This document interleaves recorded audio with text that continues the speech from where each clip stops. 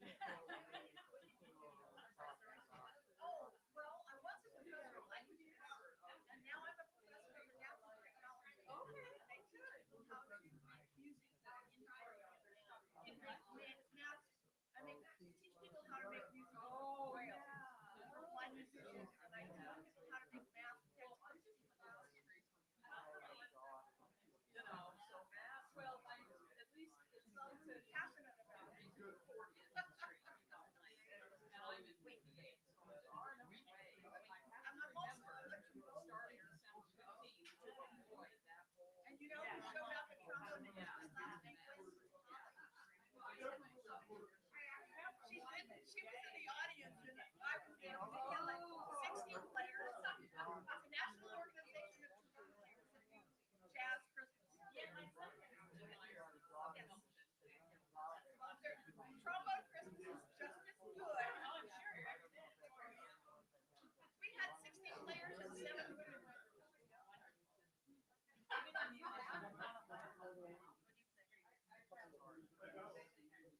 Do you still play? Oh.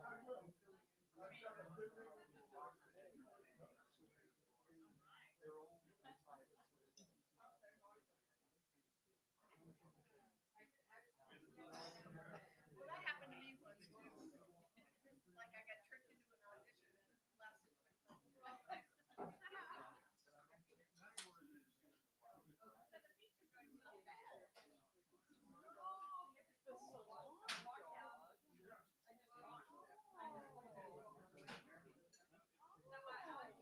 Well, your hair was good. Where's the dog you in there? Well,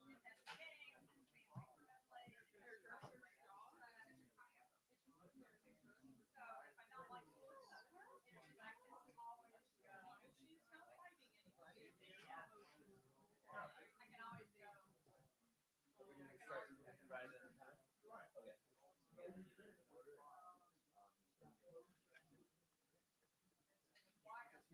See, that would have been me. I would have been like, Fido, you go in the corner there.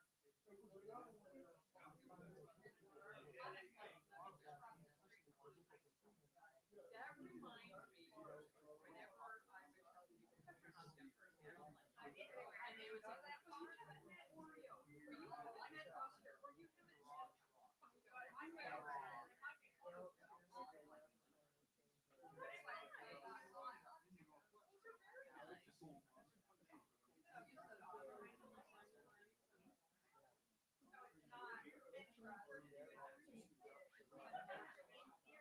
Oh, so they're oh, they, well, that's very nice. You know what? You need audiences though. You need people who appreciate it. Oh, I do. Like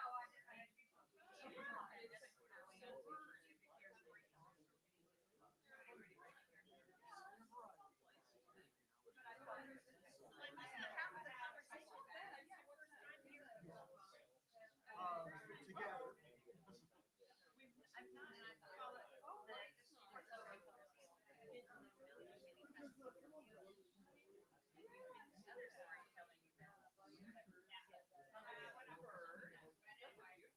I'm not.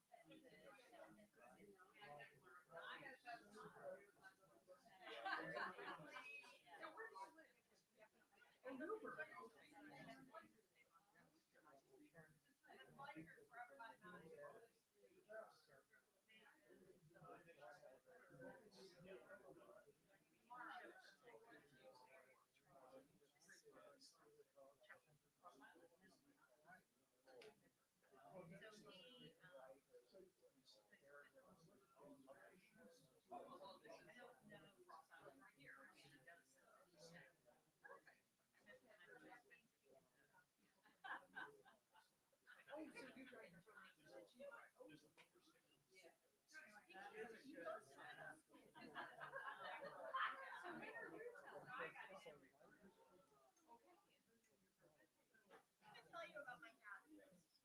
When I was 2 years old, my great aunt made me a sock. And she asked me what I was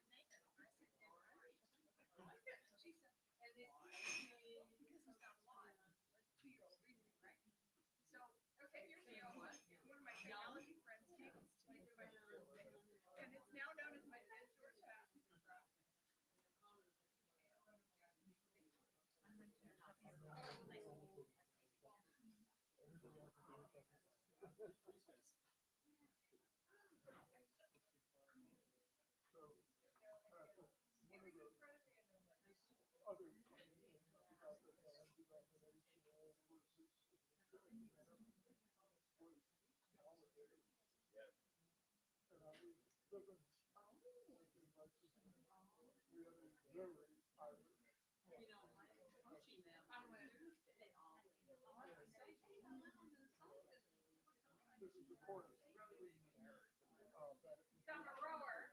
And I'm a umpire. Yeah, not a coach.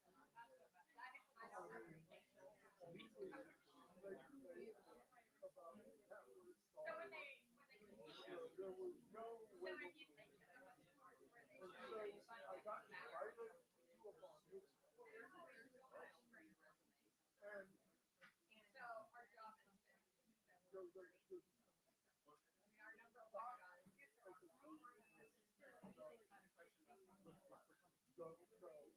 so we don't go. We're in a power play. But it was a bar mitzvah for the daughter of the We make sure they're on the we go in the temple and we follow them down the court. We have to continue this. and Casey was Or try. the rabbi. They still do it. So I went to him and I said, Somebody at the finish. is it okay? And then there's Tell him to call. really odd where they had to No. I said, but the party, don't listen. and then they have to All right.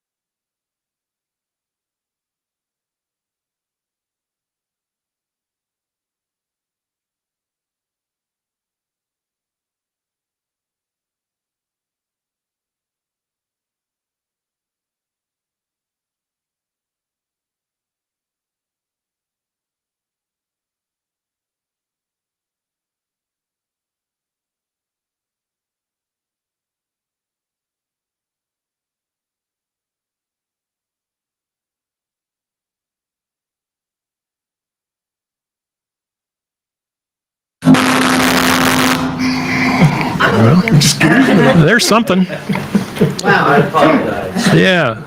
Well, we're all working. So, how we doing? Like I said, travels and troubles. So, everybody's got us now. So John, we'll rewind. We're going to start. You've seen it all. They saw it too. John, so what does travel mean to you?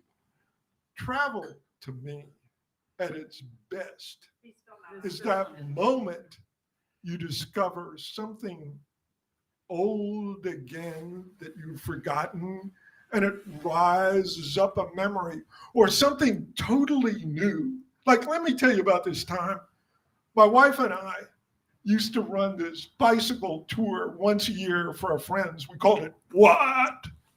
Wylder's Holiday Adventure Tours. What else?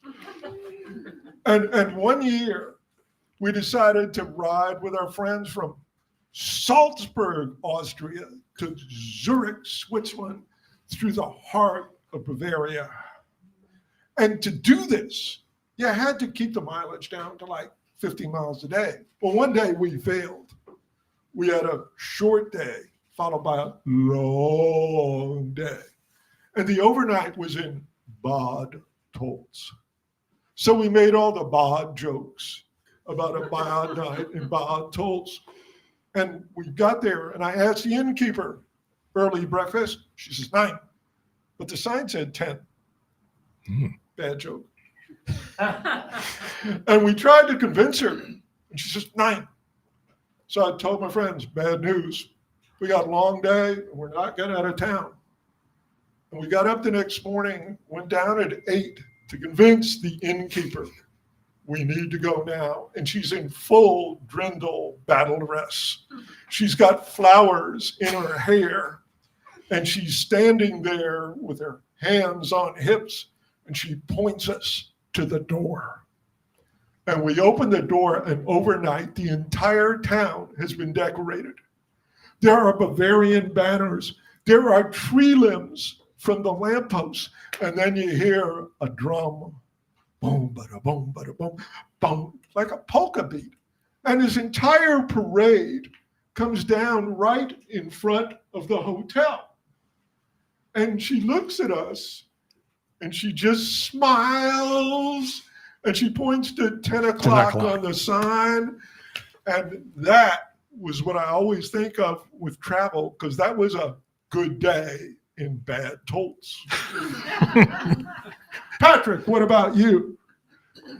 Well, for me in travels, there's a big part of me, especially being an elementary school teacher, that there's the obsessive compulsive planning that goes ahead. And, that here's what I want to do, here's what I want to experience, and here are the timelines that I want to. But yet I realize that in my plans that I have to be receptive to things that inadvertently turn up. Some of them are really fantastic, and some of them are maybe not so pleasant. But in my travels, I found that I have to have an open mindset to be receptive to things that I didn't plan on occurring. And that has been a big component of my travels. And Chuck, let's turn it back over to you. Well, I'm going to talk about a different kind of travel later, but the last 20 years that I worked, I was in a kind of a road job. I wasn't a real road warrior. I was only out 80 or 90 nights a year, but I was kind of in the edge of the road warrior culture. And you see stuff.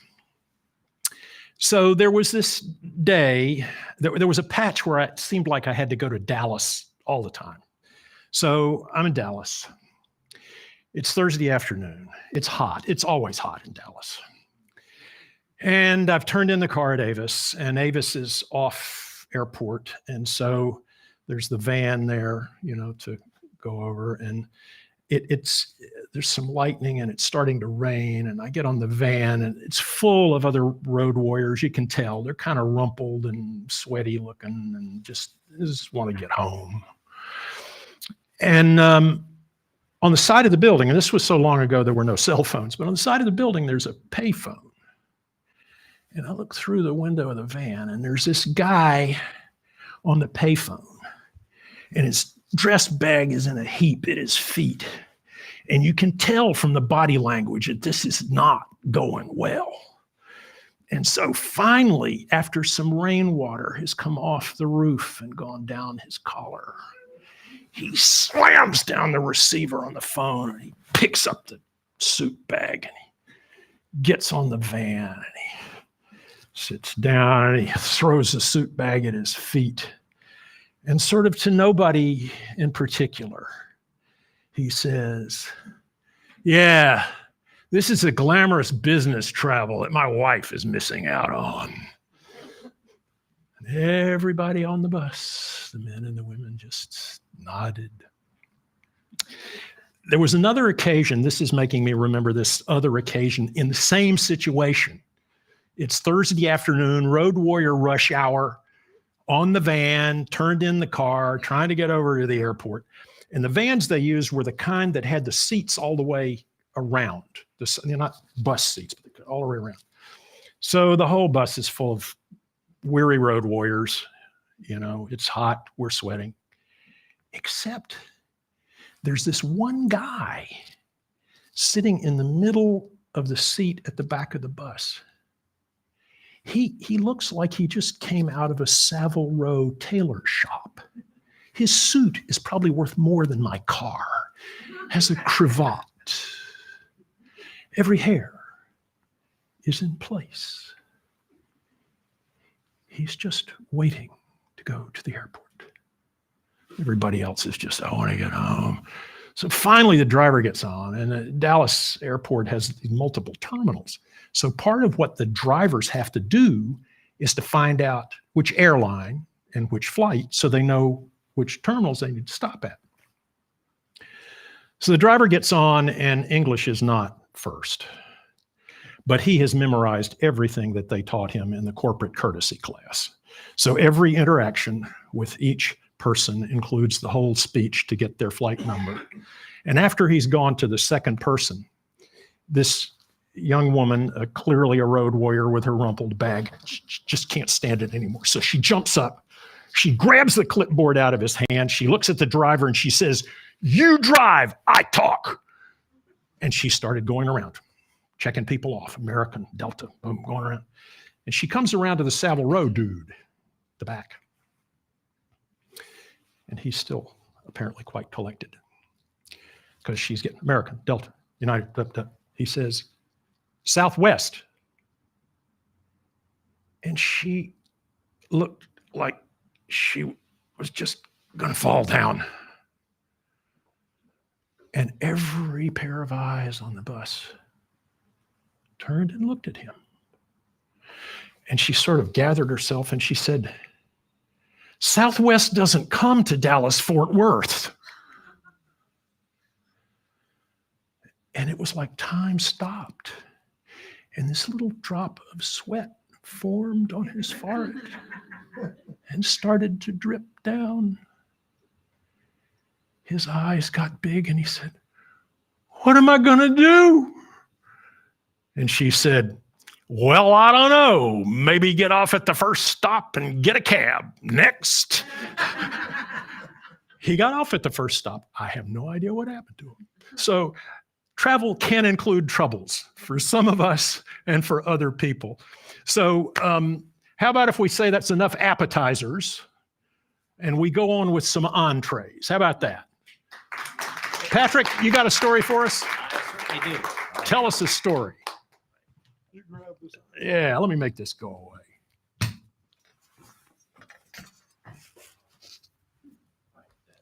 Thank you, Chuck and John, and thank you all for coming on this, cold evening. 3 years ago in 2019, I had the opportunity to go to a journey of a lifetime. That is, I went to Ireland for the first time. And there were many things like I alluded to earlier that I wanted to see, my ancestral home. And as my first and last name suggest, yes, most of my ancestry is Irish. And for this 11-day tour, I wanted to learn about the history, culture, see some of the geographical things, and talk to some of the people. But one of the things I didn't expect would be the music. I was captivated by the diversity and the quality of the music, especially in the city of Galway. And after that 11-day tour, I came back and shared my experiences, and Parts says, I would really like to learn more. And sure enough, last May, this time I returned to Ireland for a 15-day tour. And I wanted to learn and experience some about the music, but I wanted to learn about the maybe 30-day period of sectarian violence in the late 1900s called the Troubles.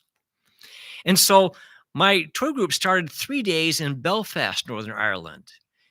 And for my first musical experience, I would learn about how a very tragic event deprived almost all of Ireland from music for over 20 years.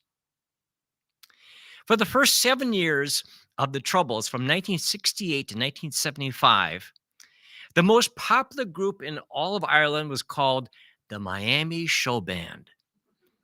These were 6 young men who performed a very unique music called show band.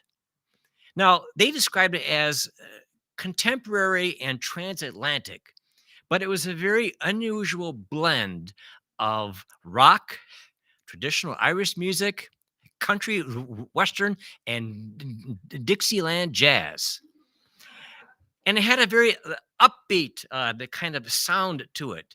And they played the musical instruments of lead guitar, bass guitar, drums, keyboards, but they also included the wind instruments of saxophone and trumpet. And they really engage everyone so much that that they were dubbed the Irish Beatles. And I do have a little chart here of the Miami Show Band. These are all the young men in their 20s and 30s. And when they performed in matching white suits and colorful shirts. And they were very handsome and engaging and charismatic. And if Paul McCartney was a heartthrob of the Beatles, well, Fran O'Toole over here was the heartthrob of the Miami Show Band. He had the boyishly handsome looks, a captivating voice, and a very endearing personality. And they really encourage audience the participation in the form of dancing and hand clapping and foot stomping. Matter of fact, one of their signature songs was "Clap Your Hands and Stomp Your Feet." And they performed during this first 7-year period from 68 to 75 and the Troubles. And of course, you had three main fronts for the Troubles. In the lower part, called the Republic, the 30 counties were primarily Catholic. Their main force was the Irish Republican Army, known as the IRA. They wanted two political goals. They wanted to protect the rights of the minority Catholics in Northern Ireland, the 6 counties, and they also wanted to reunite the 6 counties with the Republic of Ireland. Their most violent component of the IRA was called the Sinn Féin. And the Sinn Féin and inevitably the IRA believed in violence to achieve their political goals. On the Northern Ireland side, they considered themselves unionist or loyalist. Most of them were Protestant. And they considered themselves loyal to the UK. They wanted no part of the reunification process. They viewed the minority Catholics in the North, as well as the primarily Catholics in the Republic, as threats to their sovereignty. They had the Northern Irish Army, the English Army, and several violent paramilitary groups. The most violent of them all was called the Ulster Volunteer Force, or the UVF. And finally, you had the English forces. England had sent thousands of soldiers that were initially like a peacekeeping force, but that would change. England did not want to lose the remaining 6 counties because the Republic had gained its independence from hundreds of years of English rule in 1921. They wanted Northern Ireland to be part of the UK. And they would eventually export arms and bombs and the weapons to prevent that from happening. Well, during this time, the IRA and the UVF had kind of an undeclared truce regarding the Miami Show Band and all the other music groups. They kind of agreed that no harm would come to the Miami Show Band and all the groups at their venues. The Miami Show Band could cross the borders wherever they wished. That undeclared truce also was went to the patrons, the music fans. No harm would occur to all the music fans that attended these concerts. Irish parents during this time were very reluctant to have their teenagers or the young adult children venture out at night due to the bombings, because the Troubles were actually a story or a war of revenge upon revenge upon revenge. But if their children told them that they were going to see the Miami Show Band,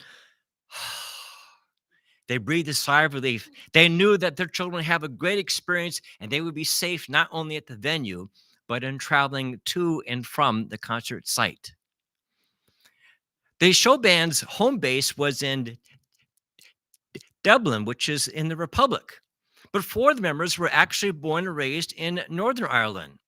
2 of them were raised Protestant, and 2 of them were raised Catholic. The remaining 2 members were raised as Catholics in the Republic. But of those 6 young men, not one was an active practitioner in the religion that they were raised. As bass player Stephen Travis said, "We never talked about religion. Music was our religion." Their favorite place to play was Belfast in Northern Ireland. Belfast in the 60s and the early half of the 70s thrived both economically and culturally. They also had the largest and the best venues. One dance hall held up to 2,000 people. And so when the Miami Show Band would show up, Stephen Travers, acting as the welcoming person, would welcome everyone and say, "Whatever political and religious beliefs you may have, park them at the door. We're here to play great music and make you happy." And they would begin with their signature song, "Clap Your Hands and Stomp Your Feet." And with all the audience participation, you'd have most of the people dancing or clapping their hands or stomping their feet. And in front of the stage would be several rows of young women swaying to the music, just mesmerized by these handsome, captivating young men, especially Fran O'Toole. Well, the show band had performed a packed crowd in Banbridge, Northern Ireland. This small city is located just south of Belfast. And they usually performed in the evening. Well, after signing autographs, and they had a meal together, and they packed their things in one Volkswagen van. And a second Volkswagen van would take the performers. So the manager, at about 2 o'clock in the morning, headed south for Dublin.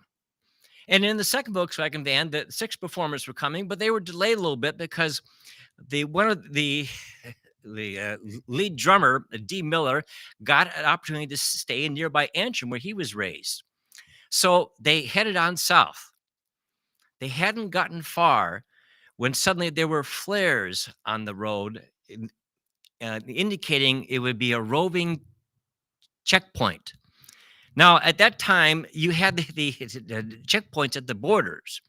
And then you have what's called roving checkpoints, that kind of unannounced checkpoints. And usually, the checkpoints would be stationed by either Northern Irish soldiers or the UVF militiamen. And it would be maybe 3 to 4 militiamen, and they would be casually cradling their rifles in their arms.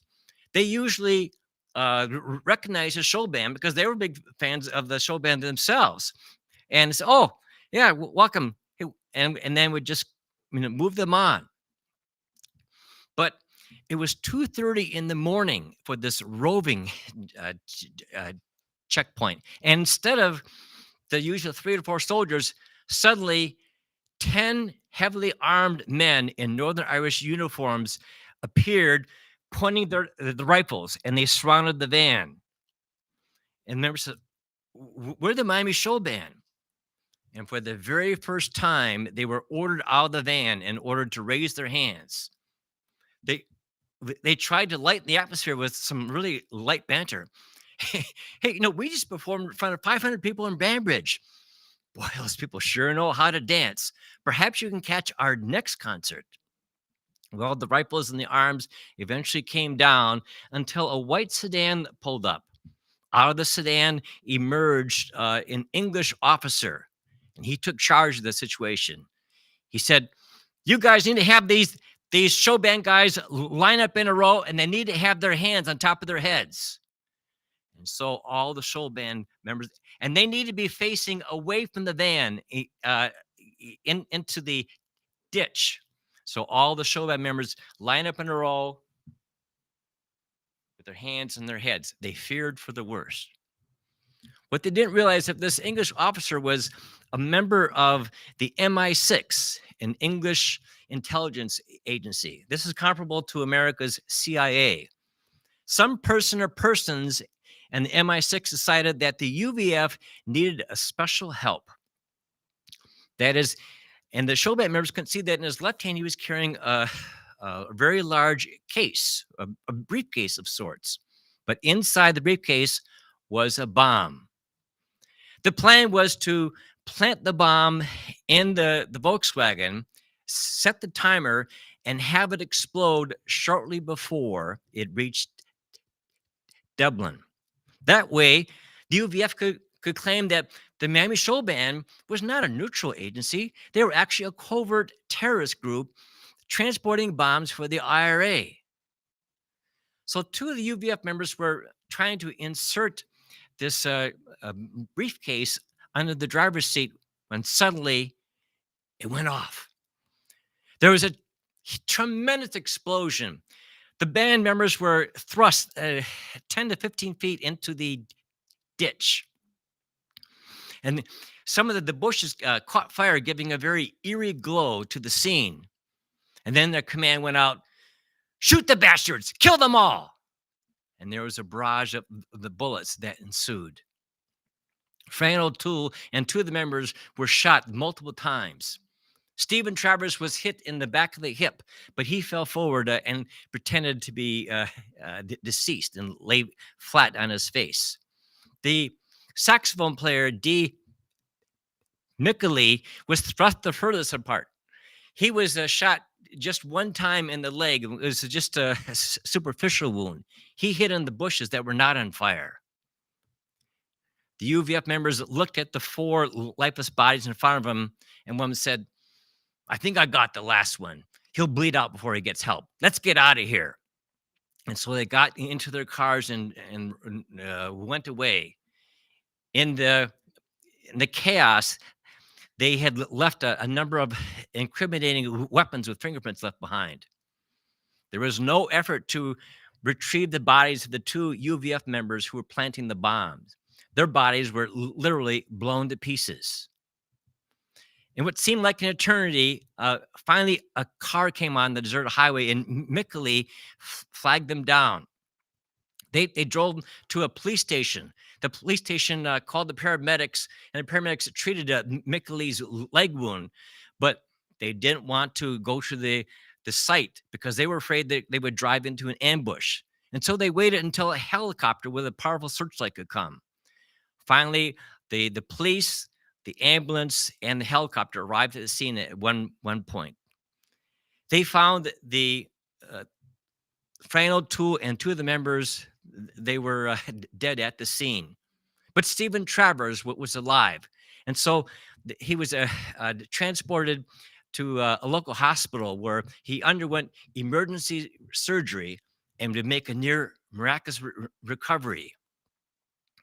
When news went out the next day of the massacre, music fans from both sides of the border were horrified, heartbroken, and enraged. How could anyone do this to the Miami Show Band?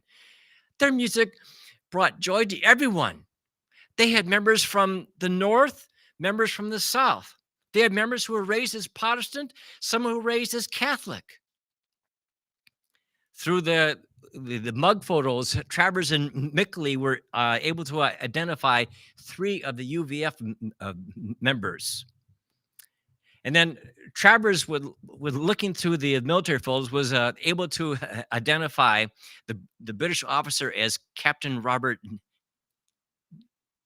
Narek. And there was a trial a short time later. Almost all the Irish wanted justice for the show band, but Travers and Mickley would receive death threats before, during, and after the trial.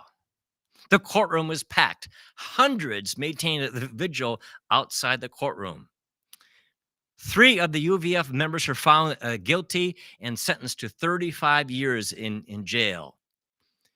There was not enough evidence to indict, much less convict the Captain Robert Narek. But as far as the IRA was concerned, they had all the evidence that they needed. They would hunt down Narek and they execute him. Unfortunately, the violence they continued to escalate. Now the Sinn Féin branch of the IRA would cross the Irish Sea and plant and explode a number of bombs in the English cities. Some of these cities included London, Birmingham, and Kent. England increased the shipping of armaments and military training to the UVF and the Northern Irish Army. The UVF, in turn, expanded their forays into the Republic and would plant more bombs and institute more shootings. During this time, Mickley and Travers contacted the drummer, D. Miller, and said, maybe we can have like a resurrection kind of tour. So they hired 3 musicians to fill the places of their departed band members. And they said, well, let's just have a tour only in the Republic. Maybe we can, reignite the music scene and put a little bit of happiness into people's lives. It was a miserable failure. The sound, the atmosphere, and the energy simply was not there. Fran O'Toole, the heartthrob and the soul of the band, was now dead. When the UVF heard about their first concert, they issued warnings that any person who showed up at one of these concerts would do so at their own peril. And that included the remaining members of the Miami Show Band. So for about the next 20 years, there was very few musical performances in all of Ireland. Yes, an outside the entity from across the Irish Sea had violated and shattered the truce between the IRA and the UVF. Finally, in 1998, the voices pleading for peace and reconciliation outweighed the voices calling for revenge and hatred. The Good Friday Agreement of 1998 would mark a formal end to the Troubles. And when they came to this end, the people of Ireland realized that music was a vital part of their cultural heritage. Music helped define who they are, and music would be a guiding force as to where they wanted to be as an island nation. And so in the past, music had been like a sacred sanctuary from all the violence and the troubles. Now they needed music to be a powerful healing elixir for the country. And bands began to perform. Bands began to travel through the country. Because the Irish, as a singer-songwriter, Joni Mitchell once said, you don't realize what you've got until it's gone. And so when I went in 2019 and this past May of 2022, I realized that the music scene in Ireland is alive and well. In fact, it is stronger than alive and well. It is thriving. Because as Stephen Travers said, the sounds of music will far outlast the sounds of the guns and the bombs.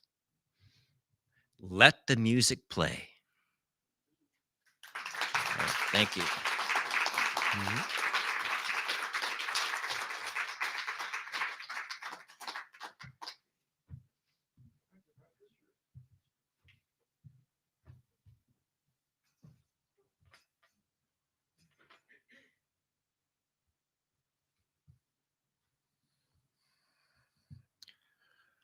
On the 19th of April, 10 years ago, I traveled to Lexington, Massachusetts, the self-proclaimed birthplace of American liberty. I was there for the annual Patriots' Day recreation and parade, and it was at the request of some friends of mine, Lexington High School class of 1969. We decided to have a mini reunion because that particular 19th of April was also the 300th anniversary of the incorporation of the township of Lexington. The last time I was there for the Patriots' Day celebration was indeed 1969. It snowed that day. My friends and I stood along the roadway watching the parade go by, and we got cold and wet. And finally, when the last person passed us, we went to one of their houses, and there was a crackling wood fire in the fireplace, and we got warm. And we had these mugs of hot chocolate with real whipped cream, and we got warmer. And then we played co-ed Twister, and we got really warm. No matter where I live, I'll always think of Lexington as my hometown. It's where I graduated elementary school. It's where I graduated high school. It's where I went on my first date. It's where I got my first kiss. And it's the history of Lexington that makes me always think of it as no matter where I live, that's hometown. And 1969 was indeed a big year of change for me because that's when I left hometown and went 1,000 miles away to college. And 4 years later, when I graduated, I had no idea of all the changes that I was facing because I came home for spring break, got back to school, and my parents called me and told me they had sold my house and moved to New York.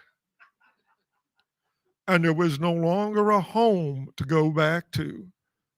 And it was after that I graduated college, got a job in Atlanta, got married, and my wife and I lived there for 27 years. But I always thought back to Lexington because when you live in a town of history, you become part of that history. As you're growing up, everything revolves around Patriots' Day. It's not a question of you going, it's a question of what you're going to do on Patriots' Day. Are you marching in the parade? Are you recreating an event? Or are you just going to watch things go by? You did it every year. And you had to memorize the facts of the day. Like, listen, my children, and you shall hear of the midnight ride of Paul Revere on the 19th of April in 75. Hardly a man is now alive who remembers that famous day and ride. One if by land, two if by sea, and I on the opposite shore shall be, ready to ride and spread the alarm to every Middlesex village and farm for the country folk there to rise and to arm. Wow. William Wadsworth Longfellow wrote that a mere 90 years after the actual event. But like it does all the time, that was long enough for stories to get told and retold and facts to drift in and out and myth and legend replace the actual events of the day. Paul Revere never finished his ride. Paul Revere did ride. He did see the lantern light. He told the other riders who went to every Middlesex village and farm, but Paul got captured by a British patrol, and he spent the events of the day in a British jail. And that sort of change was things I learned about later in life as I read the history books. So I was looking forward to go back to see what all had happened since I've been gone from that town. And I was confronted right away with one of the big changes. There are no hotels any longer in the center of Lexington. They're all gone. I had to stay out on what I call Route 128, but is now called I-495. And I booked into this brand new hotel that was catering to the tech industry that's grown up there. It was all concrete and glass and chrome. It had no charm whatsoever. But as I walked through the front door and I looked in the bar, there were a half a dozen men in homespun cloth shirts with vests and knee breeches and buckled shoes and tricorn hats with their fists wrapped around Sam Adams lager beer. They were part of the reenactor group getting ready for the events of the next day, celebrating it in the way the Minutemen had prepared for the battle, hanging out in a bar, drinking beer. And when I got settled into my room, the first thing I did was call the last of the people I knew from my neighborhood when I grew up in Lexington, Bob and Ellie. Bob and Ellie are what I call tweeners. They were halfway in age between me and my parents. And so when we moved to town, they babysat me. And later, I babysat for them. And when I was growing up, Ellie was always somebody I could talk to when I couldn't talk to my mom. And Bob was always there for advice. And they invited me over for dinner, and I drove up the familiar road to their house, and their house was like one of the museums to the battle. It had not changed. And they met me in the door the same way they always did. And other than all three of us being a little older, I recognized them, they recognized me. And when I walked into the house, it again was like a museum. I recognized every photo, every piece of bric-a-brac in the house. And Ellie started to talk in her deeply accented Boston Italian voice. And I suddenly, sadly realized that her memory was slipping. And later I would find out that that was the first signs of the Parkinson's that would take her soul later away. But that one night she rallied and told more of the stories of my growing up that I had forgotten. And Bob was his charming self, and I got to thank him because he was one of the biggest influences in my life, and neither of us knew it at the time. Because one day while I was in high school, he took me to work, and I saw my first computer. It was one of those huge things. It filled the entire floor of a building. It had whirring tape drives and flashing lights and punch cards. And that day evidently had a huge influence on me because I spent almost my entire career in the tech industry. And when we went to say goodnight, it was really poignant. We hugged, and because we really didn't know if that would ever happen again. And I told him the next day I was going to park my car out in front of their house before the parade and walk into town, but I didn't want to disturb them. And as I got in the car back to the hotel, I realized I didn't want to disturb the moment that we had just had.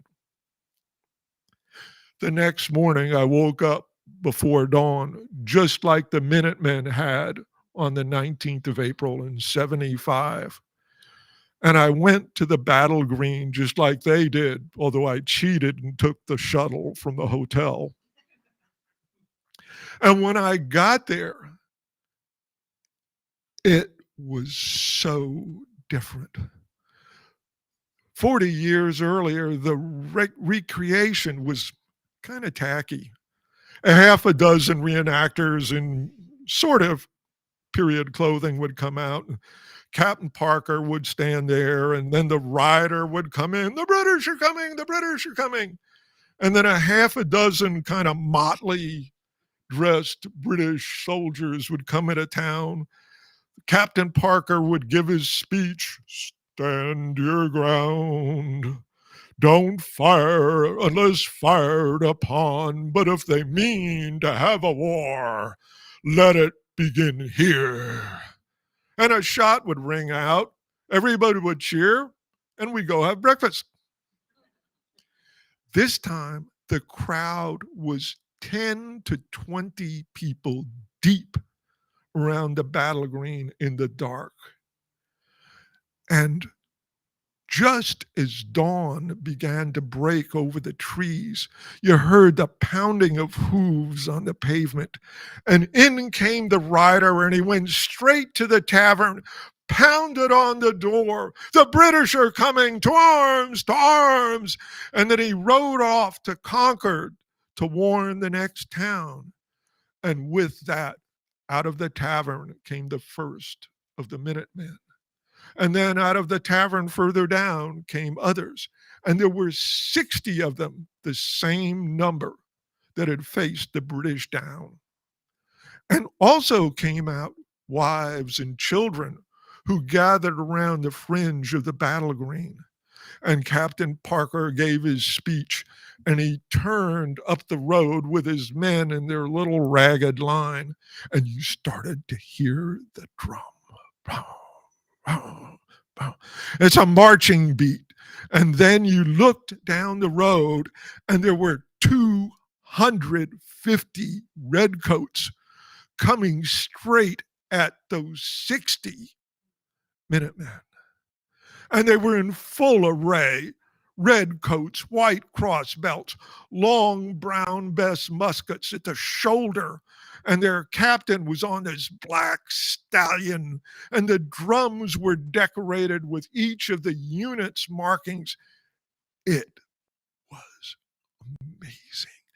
The sound and the feel of it, a chill ran down my spine. And you'd look at it like, how can they still stand there? Look at that. And the British officer gave his command, and they broke rank and formed the battle line. 120 of them in 2 rows presented their muskets to the 60 Americans. And with that, a shot rang out, and everybody looked around. To this day, no one knows who fired that first shot. And with that, the British volleyed their 120 muskets at those 60 Americans. And the whole crowd leaped in the air at the sound of the white smoke billowing out. And I looked over for the one thing that I cared about in the reenactment. As a child, the one sign that always stopped me as I walked through town, it was on a house at the back of the battle green. And there he was, Jonathan Harrington, lying on the ground. He used his musket to leverage himself back up, and he began to stagger off to the house. As a boy, I would stand in front of that house and read that sign. And it said, on the 19th of April, 1775, Jonathan Harrington was mortally wounded in the battle, and he crawled off the green and died here in his wife's arms. And she came out the door, and Harrington crawls and falls into her arms. It brought tears to my eyes. It was so perfect for the moment. And then I turned back to the rest of the battle, and the British officer gave his orders. The sergeants brought out their big infantry swords and rapped the soldiers on their shoulder, forming them back into a marching line. The drums started again, their sound, the sound of the pounding feet on the pavement, and off they went. This wasn't Disney. This was as real as you could imagine the battle of that day. and there weren't applause. The crowd was just silent in awe to what we had just seen. And with that, I followed the soldiers off because they were headed the same way I was. And as I walked to the hotel, I kept looking for hints of the past. There were so many changes and so many things I recognized. It was just a sense of confusion of where I was. And I got back to the hotel, had a quick breakfast, packed my car, went back to Bob and Ellie's and parked it in front of their house one last time. And then I walked back into town the same way I had walked it 1,000 or more times in my childhood. And I was a ghost because most of the houses, including my own, had been torn down and replaced by mansions. But every once in a while, there'd be a house like Bob and Ellie's, and I could look at it and I could picture the people who had lived there and the children I went to school with. And I just kept moving back to town. And when I got there, there were my friends, just where we promised, standing at the back of the green. And we hugged and we slapped backs, and it was such a relief to see each other. And there was the Congregational Church behind there that was having a patriot lunch. And they served boiled beef and sugared ham and Boston baked beans and brown bread out of a can, just like we had when we were kids. And we finished the meal and went back out for the parade, and the parade was bigger and the parade was fancier. And we just were in awe of all the changes that had occurred in our lives. And our final goodbye was one of those final goodbyes. And I got back to Bob and Ellie's, got my car, and headed to Logan Airport. And I got there, went to the bar, got a Sam Adams lager, and I sat there and I thought about those words of the author: you can't go home again. But as I got on the plane and I thought about my wife back here in Portland, I thought about some other words. Home is where the heart is. Thank you.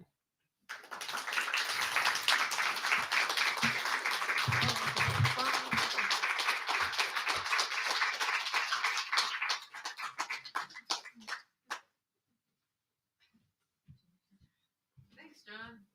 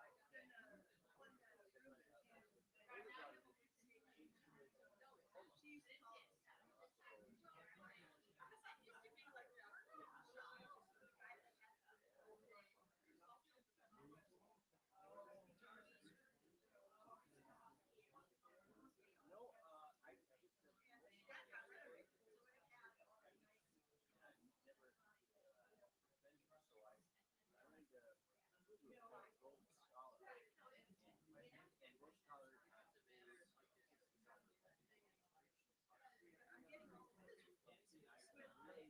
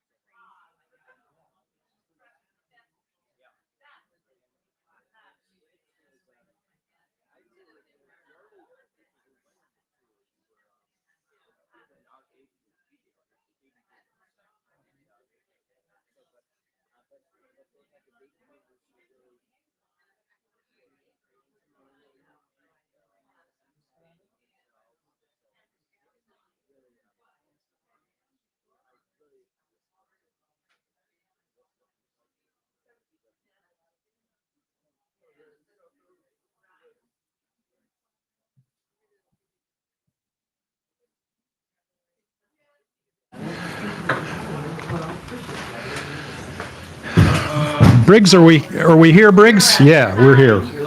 We're here. Thanks for. Oh, well, you know the name of the story. It's local customs. How about that? Let me get this out from between us. Part of what I like about this space is that it's like this, even for the people at home. So in the 70s, and we're talking here years, not age. In the 70s, I was living in Trenton, New Jersey, and working in a job that it wasn't particularly satisfying or challenging. So in search of satisfaction, I learned how to fly. Filled with satisfaction. So by the summer of 1978, I had earned a private pilot certificate, which meant that I could rent an airplane and take my friends for a ride. So in the summer of 78, with two of my friends, I rented an airplane and we went to Martha's Vineyard. From central New Jersey, it's a beautiful ride. You go north and it's always fun when you have people with you in a small airplane who've never seen the world from 2,500 feet. They've only seen it from 35,000. It's 600 knots, and here we are at 1,500 or 2,000 feet at 120 knots, and the golf courses of northern New Jersey just sort of unfold beneath you.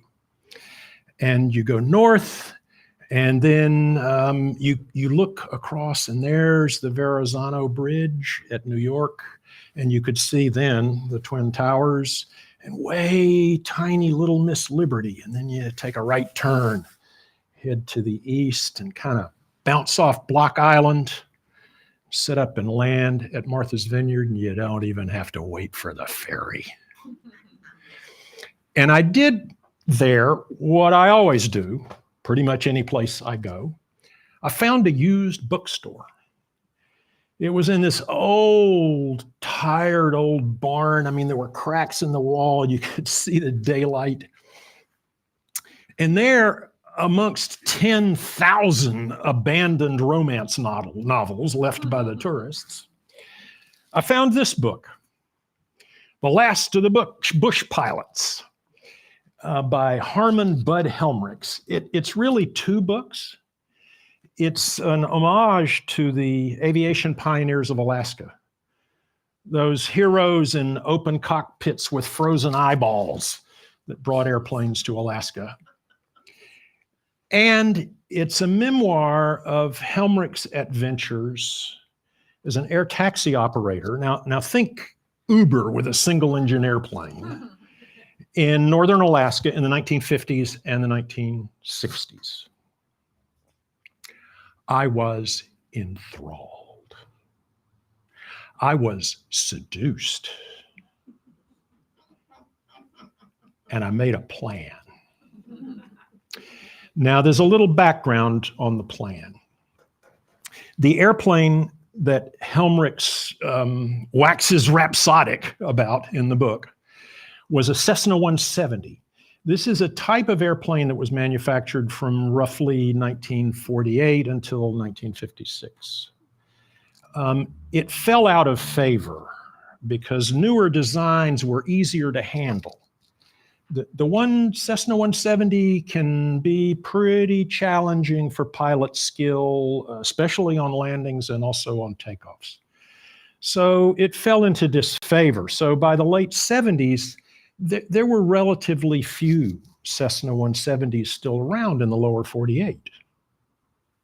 But the same characteristics that make it challenging for a pilot also make it ideally suited for short, rough airstrips. That's all there is in Alaska. Not all, but it's mostly. So the 170 they were only owned by old eccentrics in the 48. Nobody wanted them. They weren't worth much. But in Alaska, that was a very valuable airplane. So here's the plan. Buy a Cessna 170 in the lower 48, fly it to Alaska. The arbitrage on the price will pay for the trip. That was the plan. Well, it took me 2 years to kind of get everything all together. I found a 170. I bought it. I found an instructor who could teach me how to fly it.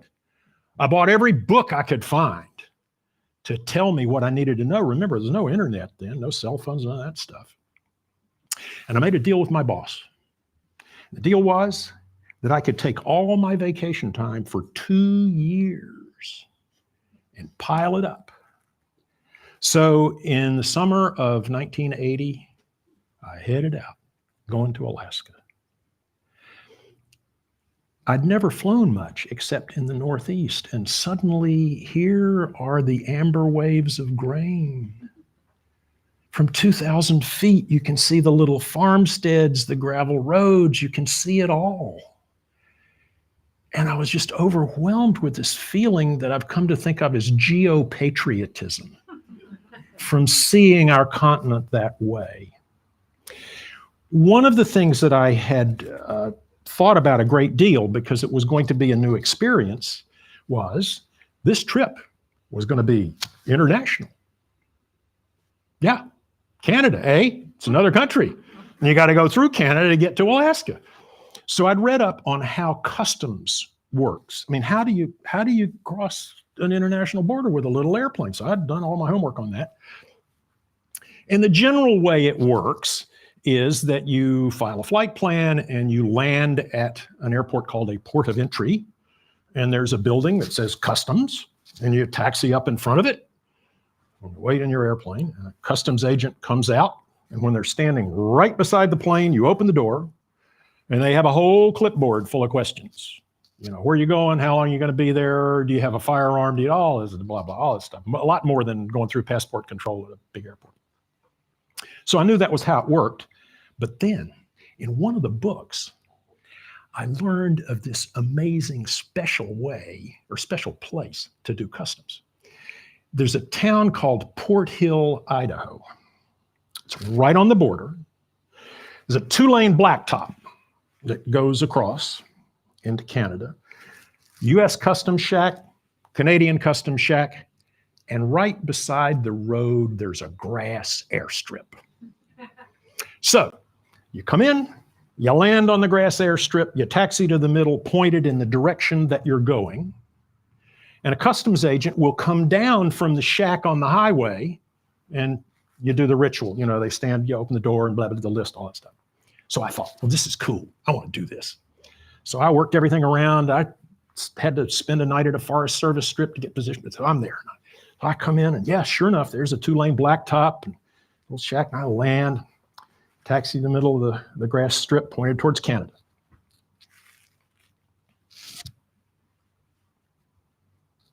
Nothing happened. It's hot. I'm waiting. I know I'm not supposed to open the door.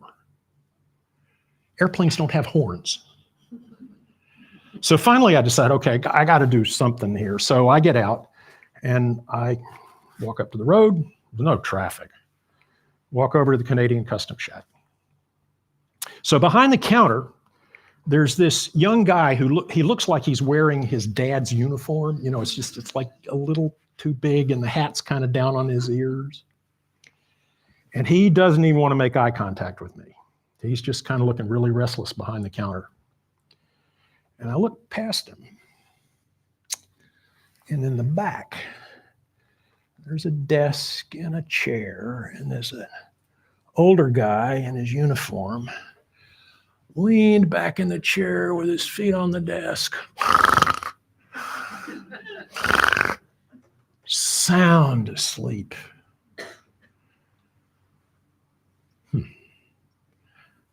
The young guy doesn't know how to clear an airplane. Because there's all those questions, and when you go into Canada, they give you this blue piece of paper that you have to carry with you. I knew that was supposed to happen, but clearly I knew more than this kid did. So I kind of raised my voice, kind of kicked the front of the counter, and we're talking about the weather a little louder, and pretty soon, the old guy, he's kind of like a seal, you know, coming up through the water. You get a little air. You're kind of looking around. He sees there's no vehicles on the road, and there's an airplane on the strip, and there's this guy. So he sort of puts himself together, comes over to the counter, looks him in the eyes, and he says, "Going into Canada, eh?" "Yeah." Fills out a blue piece of paper, gives it to me. I'm out of there. So a couple of days later, I get to the next international crossing, which is out of Canada into the United States at Northway, Alaska. And it's pretty much what you expect. It's a port of entry airport. You land, taxi up, big building, customs here. Kind of smiley guy comes out, and he's got his clipboard, and he's asking all, you know, how long were you in Canada? Do you have a firearm? You know, he's doing all the stuff he's supposed to do. He's doing the right thing. So we get down to the bottom of the checklist. And then he gives me this big grin and he says, "You're a U.S. citizen. Welcome back to America. We have a gift for all returning U.S. citizens." And I'm thinking, what? And he says, 2 hours. Enjoy them. There was a time zone difference between Canada and Alaska. So I had a magnificent adventure in Alaska. I walked on a glacier. You could hear the water dripping. I flew legs where I flew for 2.5 hours and saw no sign of humanity, just trees and rivers. I flew all the way out to Nome, where there were still optimistic prospectors with sluice boxes washing the sand on the beach. And I took off my shoes and socks and I put my feet in the icy Bering Sea. I flew north of the Brooks Range, landed on a gravel bar of a river, walked on the tundra and clouds of mosquitoes. All of these things that I had dreamed about on that trip. And a terrible thing happened. I fell in love with the airplane. It's not an accident that when Charles Lindbergh wrote his memoir of his solo flight across the North Atlantic, he titled the book "We." There was no way I could sell that airplane. Back at Fairbanks, I called the broker in Anchorage, said, "Deal's off." But now I had a new problem. I had to bolt back to New Jersey. There's no way I'm going to call up my boss and say, "Well, you know, I kind of changed my plans a little bit. I'll be back sometime." I had to be back on that Monday morning when I'd promised him I would be. So I'm going like a bat southeast across Canada. I crossed back into through Canadian customs at Dawson Creek. Absolutely pro forma, taxi up, formed, all that stuff. But suddenly, as I was going south, I discovered a couple of things. One, the weather was really not good. I was having to dodge weather. And you know, the further south you go that time of year, there's less daylight than there had been in Alaska. So I'm dodging the weather, and it seems like the best place for me to get across, the most efficient way, is to use yet another version of customs for small airplanes, which is called a landing rights airport. These are typically tiny airports. Some of them are like just crop duster strips, but they're in the books. And you call at least 2 hours in advance to customs, and you say, I'm going to be at X airport at X time. And they send an agent over to meet you. So from Brandon, Manitoba, I called. I said, I'm going to be at Pembina, North Dakota at X time. So there's a lot of weather issues here, but it's cloud and there's bad stuff happening. But I got there. And I land at Pembina, and I'm taxiing up. There's this one funky, rusty old hangar. It's a real backwoods kind of airstrip, or backcountry. It's prairie there. But sure enough, there's a Ford Pinto with a customs sticker on the side. And it's already starting to get dark. It's late. There's this little kind of slow, drizzly thing starting to happen. I taxi up. I'm honoring the rule about the door, so I'm waiting for something to happen. And sure enough, customs agent gets out of the Pinto. And you can sort of tell from the body language. She doesn't want to be there at dinner time on a Saturday in the rain in Pembina, North Dakota. So she sort of walks over with her clipboard. I open the door, and she starts on the questions. Where were you? How long? Have a gun? How much ammunition? All the stuff she's got to ask. And we were kind of getting down towards the bottom of the list, and I thought we were just about done. And then she leaned over and she looked in the back of the plane. She said, what you got in there?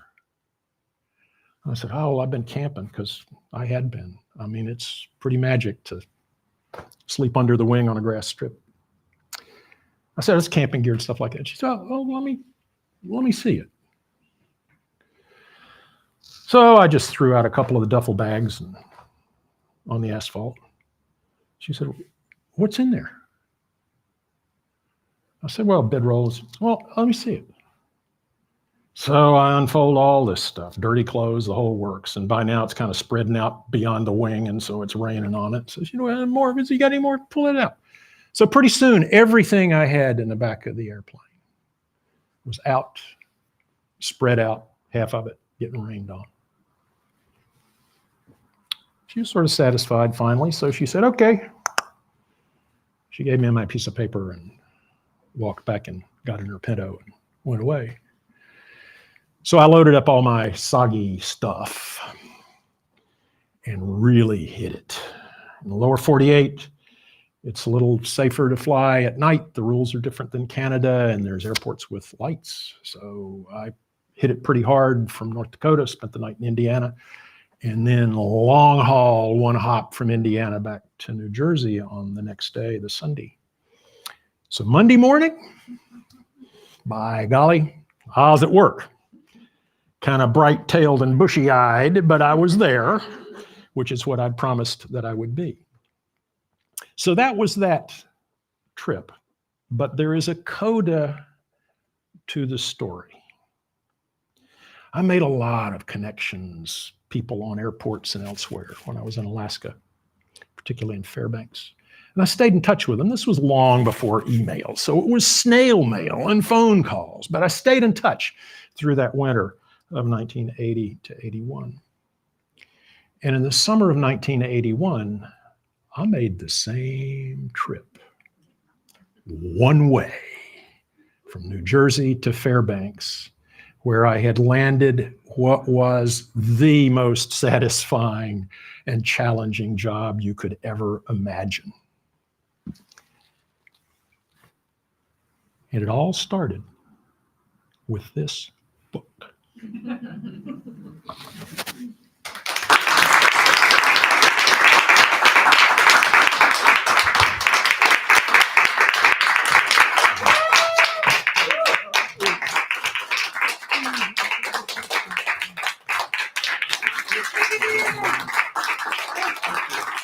Thanks for coming out, y'all.